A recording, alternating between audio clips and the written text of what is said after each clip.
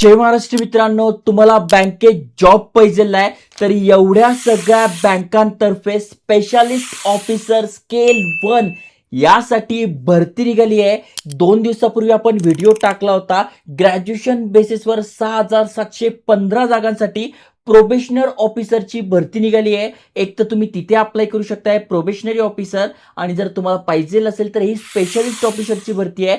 इथे पण तुम्ही अप्लाय करू शकताय. आजच्या व्हिडिओ तुमचं हेच कन्फ्युजन दूर करणार आहे की नेमका कुठं अप्लाय करायचं, कुठे सॅलरी चांगली आहे, कुठे पटकन सिलेक्शन होऊ शकतंय किंवा कुठला स्टडी कसा करायचा, संपूर्ण माहिती आजच्या व्हिडिओत तुम्हाला बघायला मिळणार आहे. कारण की सॅलरी चांगली आहे, पोस्ट चांगली आहे, भरपूर साऱ्या बँका आहे, महाराष्ट्रामध्ये जॉब लोकेशन आहे. त्यामुळे नक्की समजून घ्या कशा प्रकारे अप्लाय करायचं, कोण कोण अप्लाय करू शकतंय, वयाची अट काय, स्टडी कसा करायचा. त्याआधी अशाच एज्युकेशनल इन्फॉर्मेशन व्हिडिओसाठी चॅनल सबस्क्राईब करून ठेवा.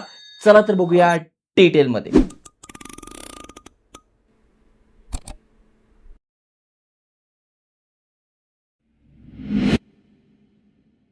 तर मित्रांनो, तुम्हाला स्क्रीनवर दिसून जाईल भरती निघाली आहे specialist officer in participating bank. IBPS मार्फत ही भरती होत असते. आणि जसं मी तुम्हाला सांगितलं 2 दिवसापूर्वी IBPS मार्फतच PO या पदासाठी भरती निघाली आहे. 6,715 जागा आहे. ही पण एक गोल्डन अपॉर्च्युनिटी आहे. आणि आज जी तुम्हाला सांगतोय ती सुद्धा एक गोल्डन अपॉर्च्युनिटी असणार आहे. ते बघा, दोन्ही भरत्यांचे तुम्हाला ते दिसून जाईल. 1 जुलै 2026 रोजी अपडेट आलेला आहे. फॉर्म भरणं सुरू झालेलं आहे आणि तुम्ही ते बघू शकता. ही यांची ऑफिशियल PDF आहे. ही अप्लाय करायची लिंक असणार आहे. ओके, जस्ट आपण खाली स्क्रोल केल्यानंतर यासाठी कुठल्या कुठल्या पोस्ट आहे. तर सगळ्यात पहिली पोस्ट आहे IT officer scale 1, agriculture field officer scale 1, राजभाषा अधिकारी scale 1, law officer scale 1, HR आणि पर्सनल ऑफिसर स्केल 1 आणि मार्केटिंग ऑफिसर स्केल 1 या 6 वेगवेगळ्या पोस्टसाठी भरती होते आहे. तर तुम्ही इथे अप्लाय करू शकता. आता महत्त्वाच्या तारखा समजून घ्या. फॉर्म भरणं सुरू झालंय 1/7/2026 पासून 21 जुलैपर्यंत.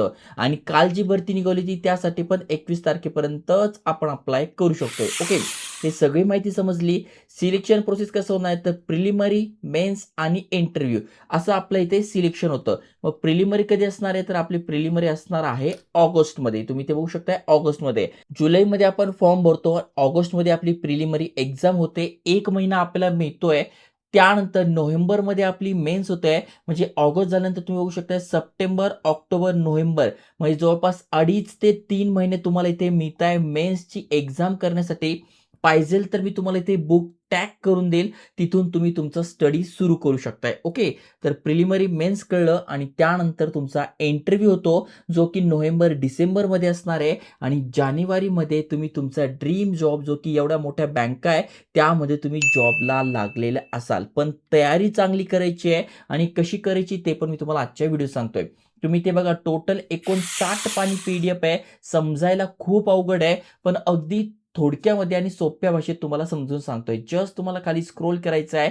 पार्टिसिपेटिंग बँक कुठल्या आहे तर बँक ऑफ बडोदा आहे, बँक ऑफ इंडिया आहे, बँक ऑफ महाराष्ट्र आहे, Canara bank, central bank of India, त्याच्यानंतर Indian bank, Indian overseas bank, Punjab national bank, Punjab and Sindh bank, UCO bank आणि युनियन बँक ऑफ इंडिया या सरकार अंतर्गत बँक येतात त्यांच्यामध्ये आहे. आणि तुम्ही ते बघू शकता स्टार्टिंग सॅलरी ते 48,400 पासून 85,920 रुपयांपर्यंत जाते. आणि भरपूर सारे अलाउन्सेस वगैरे तुम्हाला इथे मिळतात, जी की एक चांगली गोष्ट आहे. ओके, आता जर काही इथे आपल्याला अप्लाय करायचंय तर आपण भारताचे नागरिक पाहिजे, जे की आपण आहोत.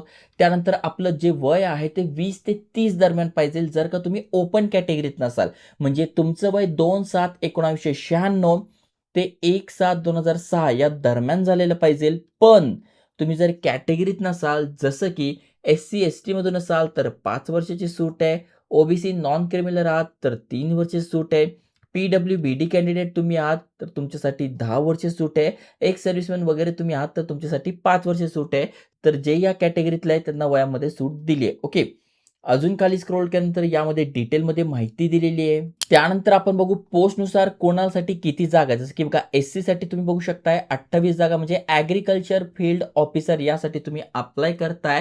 तर बघू शकताय SC साठी 28, ST साठी 13, OBC साठी 51, EWS साठी 19, UR साठी 79, 190 जागा आहे ॲग्रिकल्चर फील्ड ऑफिसरसाठी. HR साठी तुम्ही अप्लाय करताय तर 60 जागा आहे. कॅटेगरीनुसार तुम्ही ते बघू शकताय. लॉ ऑफिसरसाठी तुम्ही अप्लाय करताय तर 105 जागा आहे आणि IT ऑफिसर यासाठी तुम्ही अप्लाय करताय तर सगळ्यात जास्ती 301 जागा आहे. मग SC साठी 46, ST साठी 23, OBCसाठी 82, EWS साठी 28 आणि UR साठी 122. मार्केटिंग ऑफिसरसाठी अजून जागा नाही आहे. मे बी ॲड होऊ शकताय. पण राजभाषा अधिकारीसाठी 89 जागा आहे. जसं की बघू शकताय टोटल आपण बघितलं 745 जागांसाठी ही भरती होते आहे, जी की एक चांगली गोष्ट आहे. आता जर का बँकांनुसार बघितलं तर बँकांनुसार पण दिलेलं आहे. जसं की bank of Baroda, bank of Maharashtra, union bank आणि अदर बँक नेमकं किती आहे? तर इथे बघा बँक ऑफ बडोदामध्ये 100 जागा आहेत या पहिल्या पोस्टसाठी आणि बँक ऑफ महाराष्ट्रमध्ये 90 जागा आहे. ओके. त्यानंतर खाली स्क्रोल करा. HR साठी तुम्ही बघू शकताय बँक ऑफ बडोदामध्ये 50, बँक ऑफ महाराष्ट्रमध्ये 10. ओके. त्याच्यानंतर अजून खाली स्क्रोल करा. बँक ऑफ इंडियामध्ये IT ऑफिसरसाठी 110, सेंट्रल बँकसाठी 50, इंडियन ओव्हरसीज बँकमध्ये 25, पंजाब अँड सिंध बँकमध्ये 16 आणि पंजाब नॅशनल बँकेत 100 अशा टोटल इथे 301 जागा आहे IT ऑफिसरसाठी, ज्या की सगळ्यात जास्त असणार आहे. आता कुठल्या पोस्टसाठी आपण अप्लाय करायचं हे कशावरून ठरेल? तर आपलं शिक्षण काय झालंय त्यानुसार. जर का IT ऑफिसरसाठी तुम्ही अप्लाय करताय तर नावातच IT आहे, म्हणजे तुमचं इंजिनिअरिंग झालं पाहिजे किंवा technology degree in computer science, IT, computer application, electronics and communication engineering, electronics and telecommunication आणि इन्स्ट्रुमेंटेशन किंवा किंवा दिलंय बरं का.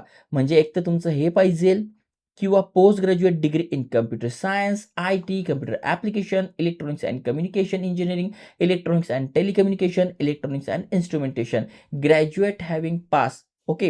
ही लेव्हलची एक्झाम तुम्ही पास केली पाहिजे. ॲग्रिकल्चरसाठी अप्लाय करताय तर 4 वर्षाचं ग्रॅज्युएशन डिग्री पाहिजे ॲग्रिकल्चरमध्ये. म्हणजे बघा यामधून तुमची डिग्री झालेली आहे. तुम्ही अप्लाय करू शकताय दुसऱ्या पोस्टसाठी.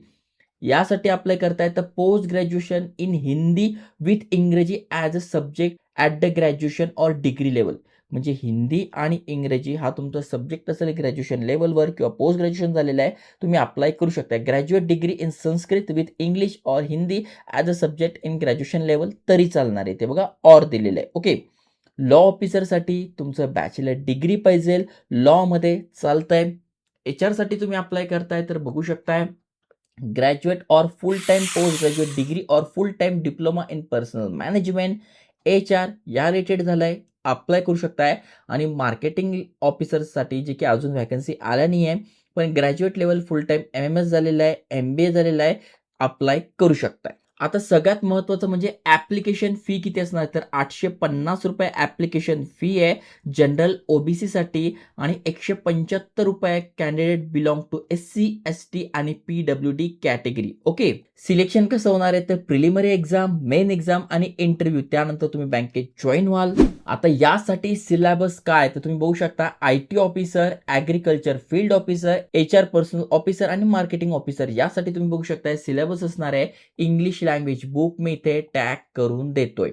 रेझोनिंग, क्वांटिटेटिव्ह ॲप्टिट्यूड, प्रोफेशनल नॉलेज म्हणजे टोटल 100 प्रश्न 125 मार्कांसाठी आपल्याला इथे हिंदी, इंग्रजीमध्ये आपण एक्झाम देऊ शकतोय. 80 मिनिटे आपल्याला मिळत आहे. ओके.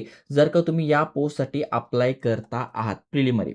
आणि जर का तुम्ही लॉ ऑफिसर आणि राजभाषा अधिकारीसाठी अप्लाय करताय तर English language, reasoning, general awareness with special reference banking industry total 100 प्रश्न 125 मार्कांसाठी 80 मिनिटं मिळणार आहे. इंग्रजी आणि हिंदीमध्ये आपण ही एक्झाम देऊ शकतोय.